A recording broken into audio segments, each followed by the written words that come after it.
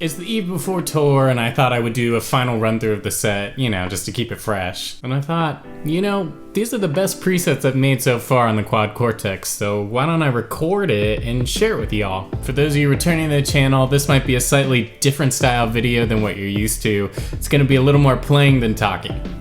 Who are we kidding? I'm gonna break it up into the 3 acts of the show, so I'll play through it and then I'll give you a rundown of what I have going on in these presets. Let's begin.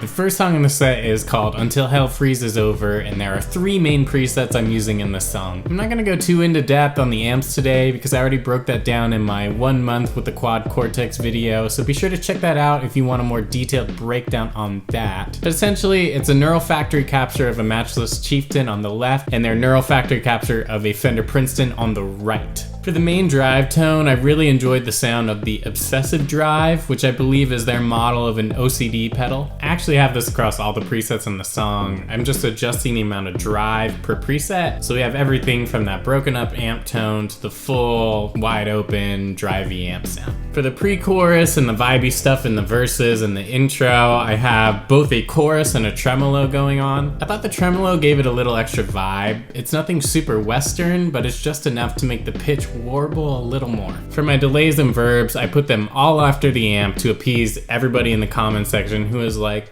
"You don't have your delays and reverb set up correctly," which is something I'm now ready to address. First off, there's no hard and fast rule for how you should route pedals. It's just a suggestion. So for those of you who are like, "It must be this way," no, it doesn't have to be that way. You should just play with the order until it sounds like how you want it to sound. Second off, like I explained to one of you, I actually did this on purpose. My real tube amp doesn't have an effects loop, so I've always just run all my pedals into the front of the amp. And honestly, most old tube amps are like that. There's no effects loop, you just hit the front of it. And there's something to the sound of a reverb hitting a slightly broken up amp, the delay. There's a mushiness to it that can be really musical actually. And with my pedal board set up with the amp, I have it doing the exact same thing. I run everything into the amp simulator. There's nothing after it because I really like that sound. But sure, general rule of thumb, if you put those time-based effects after the amp, you'll probably get a little clearer sound on your guitar, and then you get the breadth and the width of all the reverb, delay, whatever. That's my stump speech. I have a tape delay going into 3 different kinds of reverbs. And I think now I've finally found a good sitting spot to make the reverb sound pretty close to how my strymon used to sound. First I have a room verb, then the mind hall verb, and finally the modulated reverb. Once you stack these things together, you do get these really lush ethereal tones, so they can be achieved, you just gotta play with the stuff in there.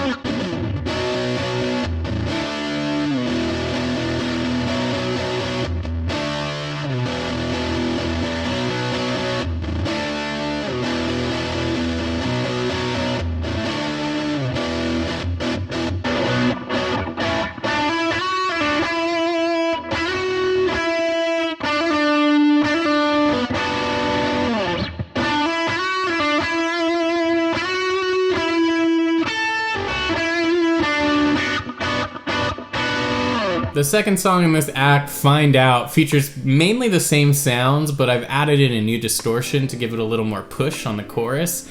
It's the Friedman drive. And I really like this one for higher gain sounds because I find some distortion pedals are so colored, or in this case I guess distortion models are so colored, that it started to sound a little bit digital. I like this Friedman one because it sounded a little more like an amp. I think essentially it gives you a little bit of that like Marshall-esque big amp cranked all the way sound. Then on the bridge I introduced the fuzz pie, which I'm pretty sure is some sort of big muff pie, whatever it is. And it sounds pretty ratty by itself, but in context this thing rips. Like it sounds super thick and huge, and it just shreds through all the frequencies so you can really hear the guitar. And real quick, if you're enjoying this video, you liking the tones or whatever, I would really love it if you drop a like, and if you're not subscribed, maybe consider subscribing and join this community.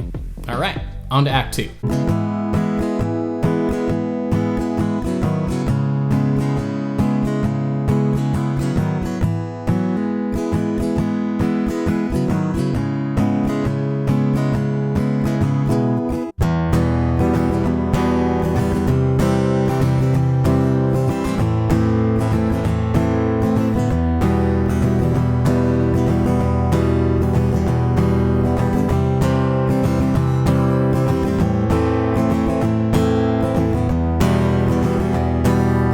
I talked a little bit about this in my previous Quad Cortex video, but this DI acoustic tone isn't like an earth-shattering thing, but it does three things that I think are really helpful. First off, I have an EQ going to carve out some of that really harsh high-end you get with a DI acoustic. If you've ever plugged in any acoustic guitar, you know exactly what I'm talking about. This just tames it out. Second, all the sounds on the record are kind of 12-stringy, chorusy, so I like that I was able to add a little bit of chorus to give us a more similar flavor to the record. Also really cool, the chorus adds width, so being there are moments where it's just me and the singer singing, I think having that width and that stereo spread is really gonna help fill out the sound. And maybe it won't make a difference, but it sounds cool in my ears. Finally, by running my acoustic through the Quad Cortex, I'm able to actually level match my acoustic guitar and electric guitar with the tracks. So ultimately what that means is, because we're an opening act and I don't think we even have an audio guy, we're gonna be at the mercy of whoever's at the sound booth. And to make their life easier, I basically have my acoustic sitting in a spot level-wise that makes sense with the tracks. And it's not too low or not too high relative to my electric guitar. So that way, the front of house guy can just put it there and let it be. I think most guitarists probably have experienced this on some level, but the easier you can make the engineer's life, the better it's gonna be for everyone involved. So I like that this lets me have my guitar come from the same place, there's not extra DIs and whatnot. And level-wise, they'll probably have to do pretty minimal adjustments to keep it in a good spot. That's a win. On to Act 3.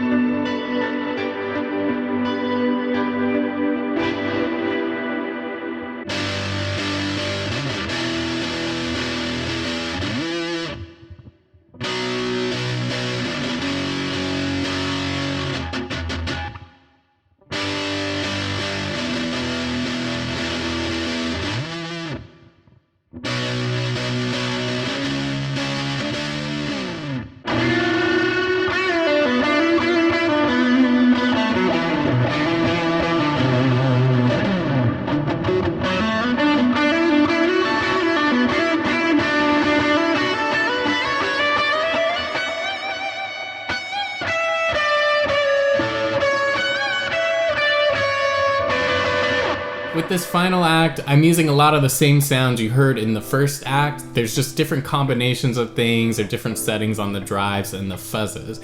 But there is one tone that is completely new. At the start of the song, Never Be Perfect, I have sort of a Radiohead or even maybe Soundgarden, Black Hole Sun kind of guitar tone going on with the rotary speaker. My wife said it sounded like Avril Lavigne. She's probably right. I don't know, what do you think? Anyway, I was pretty happy with how this rotary speaker made my guitar sound maybe more broody, moody, and wonky. I want to talk about one last thing today, and that's something I've seen a lot in the comments of, why don't you just use the neural presets? They're really good. Or why don't you just go on the app and find a preset that's close to what you want? First off, there's nothing wrong with this approach, so please don't hear me saying that people who do this are wrong or less than or anything like that. For me, it just boils down to that I'm pretty particular about my sound, and I usually know exactly what I'm going for. So it's just better for me to make my own preset from scratch. Also, like I mentioned in my 1 month the Quad Cortex video, when you're in rehearsal, you have to make a lot of changes on the fly. So by making my own presets, I learn the Quad Cortex better than I would if I just slap a preset on there and call it a day. So by doing it this way, I learn what's in there, I learn how the parameters work, and I was able to make those quick changes in rehearsal like that. But once again, nothing wrong with presets. It's always a great starting point, and if it's exactly the sound you want, great. And that's a wrap on today's video. Thank you so much for watching. If you're new to the channel, I would so appreciate it if you would subscribe. 91.5% of you who watch my videos are not subscribed, so what are you doing? It's free. I would love to have you. I post videos every week. Comment, like, all that jazz, and I will catch you next time.